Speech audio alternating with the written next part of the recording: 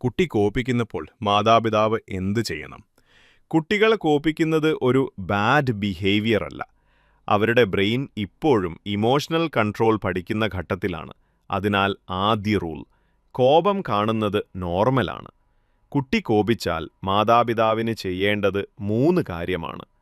1. ശാന്തമായി കാണിക്കുക. നിങ്ങളുടെ കാം തന്നെ അവന്റെ ബ്രെയിൻ കോപ്പി ചെയ്യും.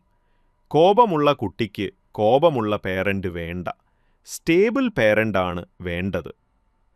2. വേർഡ്സിൽ അടുക്കേണ്ട. അവൻ ക്രൈയിങ്, ഷൗട്ടിങ്, ത്രോയിങ് എന്തെങ്കിലും ചെയ്താലും ആ സമയത്ത് ലെക്ചർ, അഡ്വൈസ്, പണിഷ്മെന്റ് ഒന്നും കൊടുക്കണ്ട. ആ ബ്രെയിൻ റിസീവ് ചെയ്യാൻ തയ്യാറായിട്ടില്ല. 3.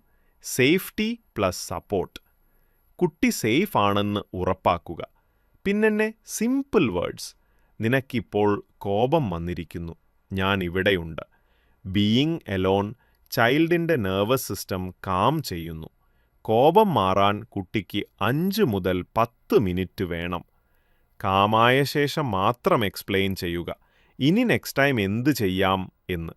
ഇതാണ് ലോങ് ടേമായി ഇമോഷണൽ കൺട്രോൾ പഠിപ്പിക്കുന്ന ഏറ്റവും എഫക്റ്റീവ്.